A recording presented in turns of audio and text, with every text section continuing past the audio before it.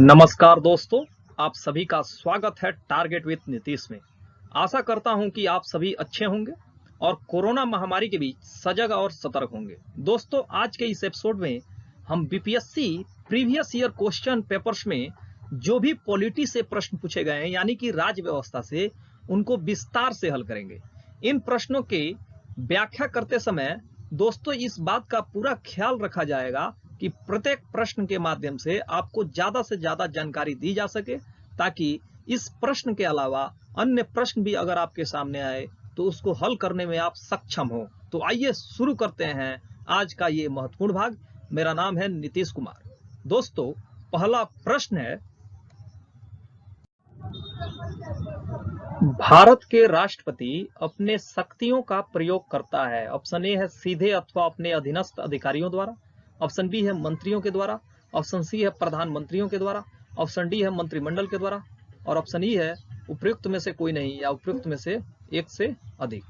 दोस्तों, भारतीय संविधान के भाग 5 में आर्टिकल 52 से लेकर आर्टिकल 62 तक भारत के राष्ट्रपति के बारे में बात की गई है। दोस्तों, आर्टिकल 52 जो है भारतीय संविधान का, वह कहता है कि भारत का एक राष्ट्रपति होगा, और आर्टिकल 53 जो है वह कहता है कि संघ की कार्यपालिका शक्ति राष्ट्रपति में निहित होगी, लेकिन वह इन शक्तियों का प्रयोग या तो प्रत्यक्ष रूप से स्वयं करेगा या संविधान के प्रावधानों के मुताबिक वह अपने अधीनस्थ अधिकारियों के माध्यम से करेगा। दोस्तों, आर्टिकल 53 भी यह कहता है कि डिफेंस फोर्सेस का वह सुप्रीम कमांडर होगा।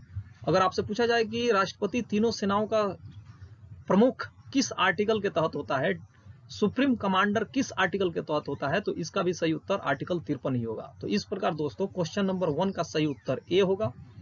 अगला प्रश्न, दूसरा प्रश्न है, यदि राष्ट्रपति एवं उपराष्ट्रपति का पद खाली हो तो भारत के राष्ट्रपति के पद पर कौन होता है। ऑप्शन ए है प्रधानमंत्री, ऑप्शन बी है भारत का मुख्य न्यायाधीश, ऑप्शन सी है लोकसभा अध्यक्ष, और ऑप्शन डी है इनमें से कोई नहीं। दोस्तों, भारतीय संविधान का जो आर्टिकल 65 है, यह कहता है कि यदि मृत्यु, त्यागपत्र और हटाए जाने की स्थिति में राष्ट्रपति का पद अगर खाली होता है तो पद का कार्यभार उपराष्ट्रपति संभालेगा। इसके अलावा दोस्तों, जो राष्ट्रपति उत्तराधिकार अधिनियम 1969 है, जिसको precedence discharge of functional bill 1969 के नाम से भी जाना जाता है, उसमें यह व्यवस्था की गई है कि अगर उपराष्ट्रपति भी पद पर खाली नहीं, उस समय नहीं हो, उपलब्ध नहीं हो, तो उच्चतम न्यायालय का मुख्य न्यायाधीश या उसके न रहने पर उसी न्यायालय का सीनियर मोस्ट जज जो उस समय उपलब्ध हो, राष्ट्रपति के कृत्यों को संपादित करेगा, यानी कि राष्ट्रपति के पद पर काम करेगा। तो इस प्रकार दोस्तों इसका सही उत्तर होगा भारत का मुख्य न्यायाधीश। तो क्वेश्चन नंबर 2 का सही उत्तर होगा बी। आइए आगे बढ़ते हैं। श्रीमती प्रतिभा पाटिल का भारतीय राष्ट्रपति होने का क्रम है। ऑप्शन ए है 10वां, ऑप्शन बी है 11वां, ऑप्शन सी है 12वां, ऑप्शन डी है 13वां। दोस्तों, श्रीमती प्रतिभा पाटिल का भारत का राष्ट्रपति होने का जो क्रम है, अगर व्यक्ति के अनुसार गणना की जाए तो 12वां है, और कार्यकाल के अनुसार अगर गणना की जाए तो 13वां है। लेकिन यहाँ क्वेश्चन नंबर 3 में कोई चीज स्पष्ट नहीं है, बीपीएससी के द्वारा नहीं किया गया है। इस प्रकार दोस्तों क्वेश्चन नंबर 3 का सही उत्तर सी और डी दोनों होगा। ऑप्शन में 2 ऑप्शन सही है, क्योंकि दोस्तों व्यक्ति के अनुसार का मतलब हुआ, जैसे कि मान लीजिए अगर हामिद अंसारी 2 बार भारत के उपराष्ट्रपति अगर रहे हैं तो उनको जो है एक ही व्यक्ति माना जाएगा। तो उनके 2 और कार्यकाल के अनुसार देखा जाए तो 2 कार्यकाल उनको माना जाएगा। तो कार्यकाल के अनुसार श्रीमती प्रतिभा पाटिल भारत की राष्ट्रपति 13वीं है और व्यक्ति के अनुसार 12वीं है। इस प्रकार क्वेश्चन नंबर 3 का सही उत्तर सी और डी दोनों होगा, क्योंकि ऑप्शन में ये क्लियर नहीं किया गया है कि व्यक्ति के अनुसार पूछा जा रहा है या कार्यकाल के अनुसार। अगला प्रश्न, एक विधेयक जो संसद में प्रस्तुत किया जाता है कौन सी क्रिया के बाद अधिनियम बन जाता है। ऑप्शन ए है जब वह संसद के दोनों सदनों के द्वारा पारित हो जाता है, ऑप्शन बी है जब राष्ट्रपति अपनी सहमति दे देता है, ऑप्शन सी है जब प्रधानमंत्री इस पर हस्ताक्षर कर देता है, और ऑप्शन डी है जब सर्वोच्च न्यायालय इसे केंद्रीय संसद के अधिकार क्षेत्र में होना घोषित करता है। दोस्तों, जैसा कि आप जानते हैं, कोई भी विधेयक जो संसद के दोनों सदन है, लोकसभा और राज्यसभा, वहां से जो पारित हो जाए और राष्ट्रपति उस पर जब सहमति दे देता है तभी वो अधिनियम बन पाता है, उसके पहले वो विधेयक रहता है। तो इस प्रकार दोस्तों यहाँ अधिनियम की बात हो रही है, तो इसका सही उत्तर हो जाएगा जब राष्ट्रपति अपनी सहमति दे देता है। तो क्वेश्चन नंबर 4 का सही उत्तर बी होगा। दोस्तों राष्ट्रपति किसी भी विधेयक पर अपनी जो सहमति होता है वह आर्टिकल 111 के तहत देता है। यह भी याद रखिएगा दोस्तों, किस अनुच्छेद के तहत? 111 के तहत। अगला प्रश्न, श्री मोहम्मद हामिद अंसारी का भारत के उपराष्ट्रपति के रूप में क्रमांक है। ऑप्शन ए है 10वां, ऑप्शन बी है 11वां, ऑप्शन सी है 12वां, ऑप्शन डी है 13वां। दोस्तों हामिद अंसारी का भारत के राष्ट्रपति के रूप में अगर व्यक्ति के अनुसार देखा जाए तो 12वां क्रम है, और उपराष्ट्रपति के रूप में क्रमांक जो है कार्यकाल के अनुसार अगर देखा जाए तो 13वां है। इस प्रकार क्वेश्चन नंबर 5 का सही उत्तर जो होगा दोस्तों यहाँ पे सी और डी दोनों होगा, क्योंकि यहाँ पे व्यक्ति या कार्यकाल के रूप में जो है बात नहीं की गई है। भारत के उपराष्ट्रपति के रूप में क्रमांक है, व्यक्ति के अनुसार या कार्यकाल के अनुसार इसका जिक्र नहीं हुआ है। इस प्रकार क्वेश्चन नंबर 5 का सही उत्तर सी और डी दोनों होगा। अगला प्रश्न, राष्ट्रीय सुरक्षा समिति का प्रधान कौन होता है? ऑप्शन ए है गृह मंत्री, ऑप्शन बी है प्रधानमंत्री, ऑप्शन सी है राष्ट्रपति और ऑप्शन डी है उपराष्ट्रपति। दोस्तों राष्ट्रीय सुरक्षा समिति जो होती है वह देश के सुरक्षा संबंधित मामलों की सबसे बड़ी समिति होती है। तो दोस्तों इसका प्रधानमंत्री जो है प्रधान होता है। इस प्रकार क्वेश्चन नंबर 6 का सही उत्तर बी होगा। अगला प्रश्न, भारत सरकार का कौन सा अधिकारी सदस्य न होते हुए भी भारत की संसद की कार्रवाई में भाग लेने का अधिकार रखता है? ऑप्शन ए है उपराष्ट्रपति, ऑप्शन बी है अटॉर्नी जनरल, ऑप्शन सी है नियंत्रण एवं महालेखा परीक्षक, ऑप्शन डी है चुनाव आयुक्त और ऑप्शन ई है उपरोक्त में से कोई नहीं या उपरोक्त में से एक से अधिक। दोस्तों भारत में जो अटॉर्नी जनरल है जिसकी व्यवस्था आर्टिकल 76 के तहत की गई है, 76 के तहत की गई है, वही एकमात्र ऐसा भारत सरकार का अधिकारी होता है जो संसद का सदस्य न होते हुए भी भारतीय संसद की कार्रवाई में भाग लेने का अधिकार रखता है। दोस्तों वह भारत के किसी भी न्यायालय में भाग ले सकता है और भारत सरकार के पक्ष को रखता है। तो क्वेश्चन नंबर 7 का सही उत्तर दोस्तों बी होगा, अटॉर्नी जनरल, जिसकी पद की व्यवस्था भारतीय संविधान के आर्टिकल 76 के तहत की गई है। और भारतीय संविधान का आर्टिकल 88 दोस्तों कहता है कि वो भारत के अधिकार क्षेत्र में आने वाले न्यायालय में जो है भारत सरकार के पक्षों को रख सकता है और संसद के किसी भी कार्रवाई में भाग ले सकता है। वह संसद के समितियों का जो है बैठक जो होती है उसमें भाग ले सकता है। तो इस प्रकार दोस्तों क्वेश्चन नंबर 7 का सही उत्तर बी होगा। अगला प्रश्न, एक गैर सदस्य के रूप में संसद के किसी एक सदन की कार्यवाही में भाग ले सकता है? ऑप्शन ए है उपराष्ट्रपति, ऑप्शन बी है मुख्य न्यायाधीश, ऑप्शन सी है महान्यायवादी, ऑप्शन डी है मुख्य निर्वाचन आयुक्त। दोस्तों महान्यायवादी जो है उसको अंग्रेजी में अटॉर्नी जनरल ऑफ इंडिया कहा जाता है। यह भारत का प्रथम विधि अधिकारी होता है तथा सबसे बड़ा विधि ऑफिसर होता है, यानी कि लॉ ऑफिसर होता है। दोस्तों एक गैर सदस्य के रूप में संसद के किसी एक सदन की कार्रवाई में जो भाग ले सकता है वो महान्यायवादी ही है, जिसकी व्यवस्था भारतीय संविधान के आर्टिकल 76 के तहत की गई है। और जो ये अधिकार मिला है कि एक गैर सदस्य के रूप में वह संसद के किसी एक सदन की कार्रवाई में भाग ले सकता है, वो आर्टिकल 88 के तहत मिला है। इस प्रकार क्वेश्चन नंबर 8 का सही उत्तर सी होगा।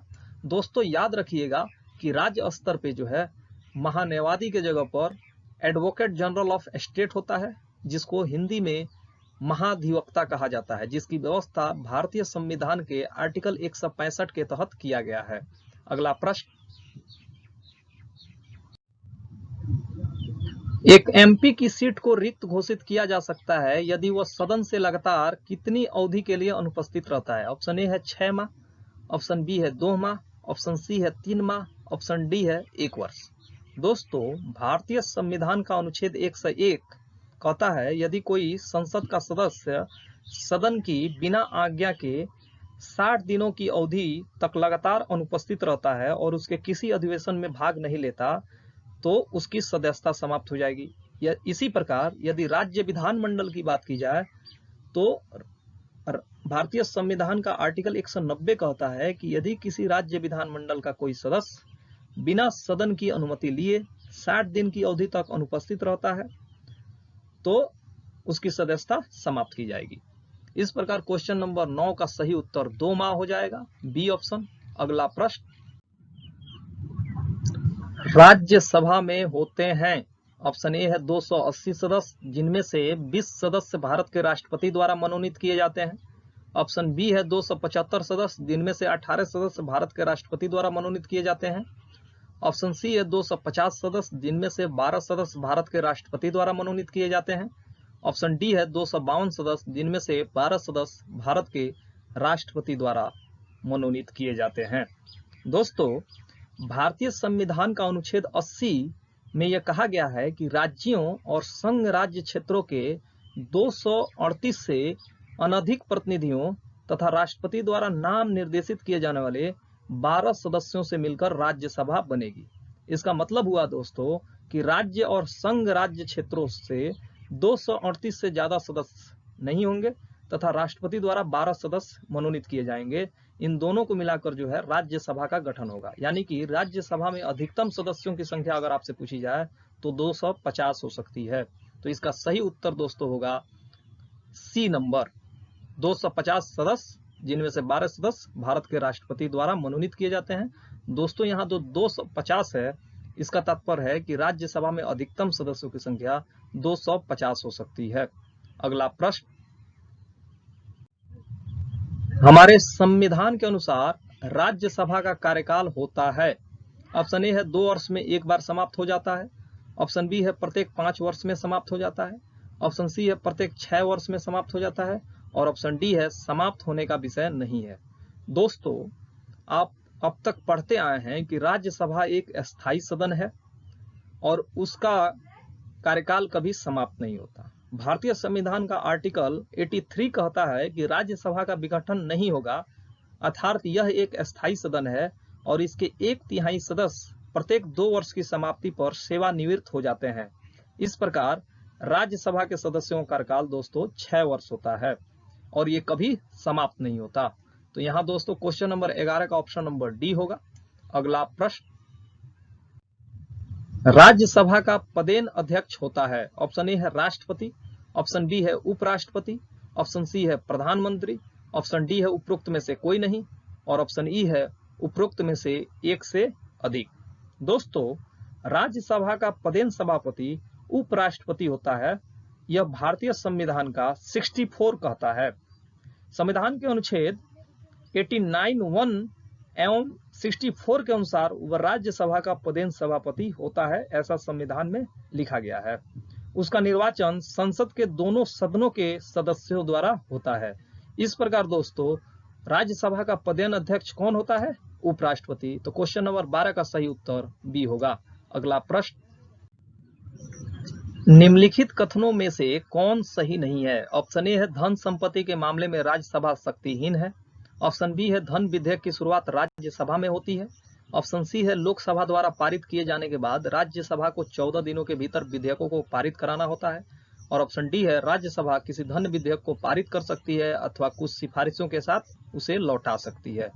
दोस्तों, अब तक आप पढ़ते आए हैं कि धन विधेयक की शुरुआत राज्यसभा में होती नहीं है बल्कि लोकसभा में होती है। तो इस प्रकार दोस्तों क्वेश्चन नंबर 13 का सही उत्तर बी होगा, क्योंकि यहाँ प्रश्न पूछा गया है कि निम्नलिखित कथनों में से कौन सही नहीं है। दोस्तों, राज्यसभा धन संपत्ति के मामले में शक्तिहीन होती है, ये कथन बिल्कुल सही है, क्योंकि अगर कोई धन विधेयक राज्यसभा में जाता है तो राज्यसभा को 14 दिनों के अंदर जो है अपनी सिफारिश देनी होती है, या तो उसको पारित करना होता है, नहीं तो सिफारिश देनी होती है और जो सिफारिश राज्यसभा देती है उसको लोकसभा माने या न माने उसके ऊपर डिपेंड करता है। तो दोस्तों जो ऑप्शन नंबर सी है, लोकसभा द्वारा पारित किए जाने के बाद राज्यसभा को 14 दिनों के भीतर विधेयकों को पारित कराना होता है। यदि राज्यसभा नहीं लौटा पाती है तो लोकसभा में यह विधेयक मान लिया जाता है कि राज्यसभा से पास हो चुका है। तो तीनों ऑप्शन सही है, केवल बी ऑप्शन ऐसा है दोस्तों कि जो सही नहीं है। इस प्रकार क्वेश्चन नंबर 13 का सही उत्तर बी होगा। अगला प्रश्न, धन विधेयक पेश किया जा सकता है? ऑप्शन ए है केवल लोकसभा में, ऑप्शन बी है केवल राज्यसभा में, ऑप्शन सी है लोकसभा और राज्यसभा दोनों में, ऑप्शन डी है लोकसभा व राज्यसभा दोनों के संयुक्त सत्र में, और ऑप्शन ई है इनमें से कोई नहीं या इनमें से एक से अधिक। दोस्तों, धन विधेयक जो है वो केवल लोकसभा में पेश किया जा सकता है, राज्यसभा में नहीं। तो इस प्रकार क्वेश्चन नंबर 14 का सही उत्तर ए होगा। अगला प्रश्न, लोक लेखा समिति अपनी रिपोर्ट प्रस्तुत करती है। ऑप्शन ए है नियंत्रक एवं महालेखा परीक्षक को, ऑप्शन बी है लोकसभा के स्पीकर को, ऑप्शन सी है संसदीय मामलों के मंत्री को, और ऑप्शन डी है भारत के राष्ट्रपति को। दोस्तों, लोक लेखा समिति को पब्लिक अकाउंट कमेटी के नाम से भी जाना जाता है। इसमें कुल 22 सदस्य होते हैं, जिसमें से 15 लोकसभा से और 7 राज्यसभा से। यह अपनी रिपोर्ट लोकसभा के स्पीकर को सौंपती है, और लोक लेखा समिति के अध्यक्ष की जो नियुक्ति होती है वो लोकसभा के अध्यक्ष के द्वारा ही दी जाती है। इस प्रकार क्वेश्चन नंबर 15 का सही उत्तर बी होगा। तो दोस्तों, ये रहा आज का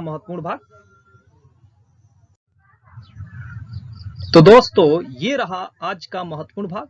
आशा करता हूं कि दोस्तों इन 15 प्रश्नों के माध्यम से आपकी जानकारी काफी अच्छी हुई होगी, और आने वाले सभी एग्जाम्स में टारगेट विथ नीतीश के द्वारा दी जा रही जानकारी आपके लिए सहायक सिद्ध होगी, और पॉलिटी से आए सभी प्रश्नों को आप हल करने में सक्षम हो पाएंगे।